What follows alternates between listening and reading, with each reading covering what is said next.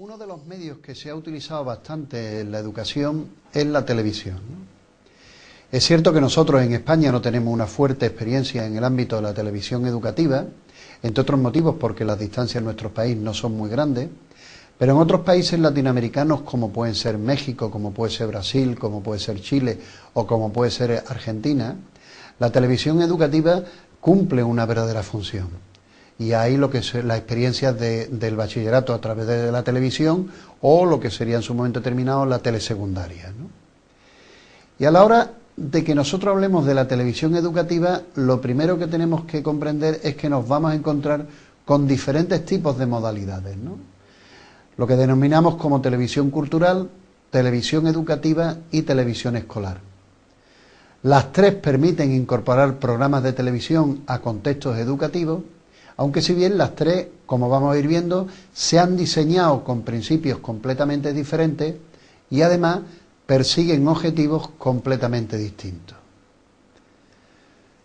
Cuando nosotros hablamos de televisión cultural, en realidad nos estamos refiriendo a aquella televisión más genérica, o si queréis, aquellos programas de televisión que se emiten en lo que serían las cadenas usuales de televisión, por ejemplo, nuestra segunda cadena, y lo que persiguen desde una perspectiva básica es divulgar información, divulgar contenido y entretener a un determinado colectivo. Lógicamente, a la hora de que la persona que diseña estos programas, lógicamente lo que se apoya son en los puntos del diseño de la televisión comercial. Por decirlo de alguna forma muy concreta, es cuando un profesor incorpora un programa que se está emitiendo por una televisión en abierto y la incorpora a su contexto de la formación porque percibe que ese programa le puede ser de utilidad. Le puede ser de utilidad para motivar a sus estudiantes, le puede ser de utilidad para crear una actividad específica o simplemente para que los alumnos adquieran determinado tipo de información. Otra de las posibilidades que nos encontramos es la televisión educativa, que, bueno, la primera cuestión, y a diferencia de la anterior, es que los programas se llegan a agrupar en una serie de series, ¿eh? No son programas específicos y puntuales, sino que ya es una serie de programas que pretenden transmitir una serie de contenidos con un claro valor de interés formativo. Es cuando, por ejemplo, nos hemos encontrado con series como El Románico, nos hemos encontrado con series sobre el cuerpo humano. Y en este caso, aunque los principios también muchas veces son desde la televisión comercial, se empiezan a contemplar a la hora de producirlo, a la hora de diseñarlo, principios de lo que sería la didáctica y la teoría del aprendizaje. Y la última posibilidad que nos encontramos es lo que podemos considerar como televisión escolar. Y aquí la primera idea importante es que es una televisión que surge con la idea de suplantar al sistema educativo formal. O dicho de otra forma, es cuando yo, a través de los programas de televisión y otras tecnologías de apoyo, como puede ser la tecnología de Internet, lo que pretendo es que el estudiante, por ejemplo, pues saque un título oficial, por ejemplo, el de bachillerato, o por ejemplo, un título oficial de idiomas, etcétera. Lógicamente, este tipo de programas lo que persiguen son objetivos iguales al del sistema educativo. Y en este caso, también sus principios, pues los va a adquirir de lo que sería el diseño didáctico y lo que serían las teorías del aprendizaje. A la hora de que nosotros incorporemos la televisión educativa en nuestro centro, lo primero que tenemos que tener en cuenta son dos cuestiones. Una es la facilidad que connotan el medio para los alumnos. Y otras son las actitudes que muchas veces los profesores muestran durante el visionado de estos programas en clase. Y me explico. Cuando en un momento determinado se le ha preguntado a los estudiantes si pensaban qué medio era más fácil para aprender, si la televisión o el libro de texto, lo que era la teoría del esfuerzo mental de Salomón, normalmente los estudiantes decían que era más fácil para aprender la televisión que el libro de texto. porque el libro de texto, al ser más difícil, implicaba mayor esfuerzo cognitivo en la inversión a la hora de capturar la información. Y la televisión, como se pensaba que era un medio fácil para aprender, prácticamente los alumnos consideraban que no requería invertir mucho esfuerzo mental, mucha concentración. ¿Qué es lo que pasaba? Que como nosotros inicialmente tenemos actitudes diferentes ante estos medios, cuando nos ponían un programa de televisión en el aula, invertíamos poco esfuerzo mental porque pensábamos que era fácil aprender por ella y por tanto aprendíamos poco. Pero no por las posibilidades del medio, sino por la actitud cognitiva que nosotros teníamos hacia el mismo. Eso es fácilmente demostrable. Si un profesor llega a clase y les pone un vídeo a los estudiantes y le dice: de este vídeo van a caer 2 preguntas para el examen, automáticamente los alumnos cambian lo que podrían ser esas actitudes iniciales de percibir el medio como facilidad y invierten más esfuerzo cognitivo en el procesamiento de la información y por tanto obtienen también bastante rendimiento del mismo. Y otro de los problemas es la actitud que muchas veces los profesores tienen ante este medio. Ponen un vídeo en clase, se sitúan al final del aula a realizar otro tipo de actividades y no están pendientes de la actitud de recepción que tienen los estudiantes. O simple y llanamente, cuando yo utilizo en el aula muchos documentos audiovisuales y a la hora de formular pruebas de examen, pruebas de calificación, lo único que le pregunto a los estudiantes es de los documentos impresos del libro de texto. Luego automáticamente los estudiantes, cuando nosotros le pongamos estos mensajes educativos, estos mensajes didácticos, prácticamente no le van a invertir mucha atención. Y dicho esto, sería cuestión de abordar ahora otro tipo de cuestión, y es cómo nosotros podemos explotar desde un punto de vista didáctico en el aula las lecciones televisivas. Y lo primero que ahí sería cuestión importante es que nosotros podemos utilizar estas lecciones televisivas en diferentes momentos del acto didáctico y por tanto con diferentes tipos de objetivos que podemos perseguir el mismo, es decir, con diferentes funciones asignadas.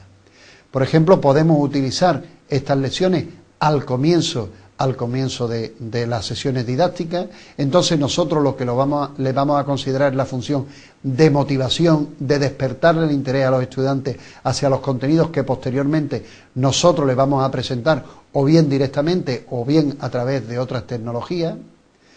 O bien podemos tomar la lección televisiva como la fase, como el momento clave de la instrucción. Y eso implicará, como posteriormente vamos a ver, pues una estrategia de utilización de este medio en la enseñanza.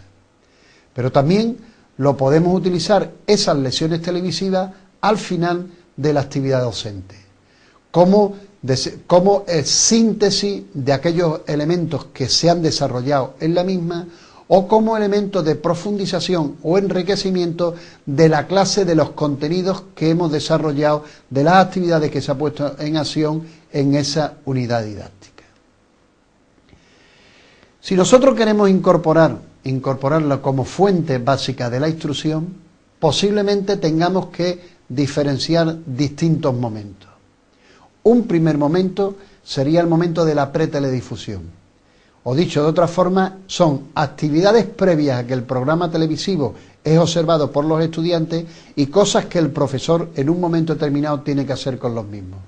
Por ejemplo, una de las primeras cuestiones sería leer el material de acompañamiento, leer esa guía didáctica de la cual ya en su momento hemos ido hablando.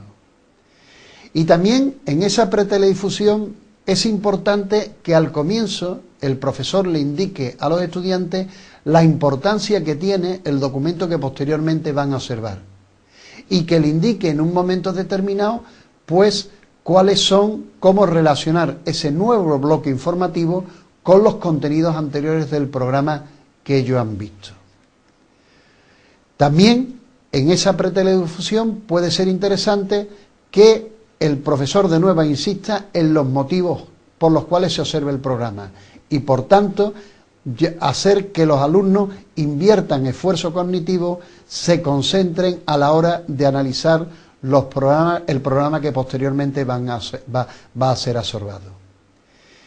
Y si el profesor ha podido ver antes el programa, bien en un repositorio de objetos de vídeo, bien porque la guía le ha sido perfectamente detallada la secuenciación temporal de los contenidos y del programa, pues puede ser interesante que en esa preteledifusión el profesor le indique a los alumnos cuáles son, desde su punto de vista, los aspectos importantes que le interesa que presten en la máxima atención, el máximo interés los estudiantes. ¿Y cuál puede ser nuestra función como profesores a lo largo de la teledifusión? Pues bueno, de lo que se trata sería de intentar resolver esas actitudes negativas que muchas veces los profesores tenemos cuando introducimos estos materiales en clase. Y una de las cuestiones a las cuales le debemos prestar atención es observar las reacciones que los estudiantes están teniendo durante el programa. Reacciones de cansancio, reacciones de aburrimiento, reacciones de no comprender los contenidos que se están transmitiendo, reacciones de que el programa tiene una excesiva velocidad para ellos o que muchos términos que se están utilizando no son comprensibles y por lo tanto pueden llegar a olvidarse, a desconectar del programa. Se trata también de que el profesor muestre una actitud positiva hacia la observación del programa, que él lo esté observando, que esté incluso tomando notas del comportamiento que están teniendo los estudiantes y demás, ¿no?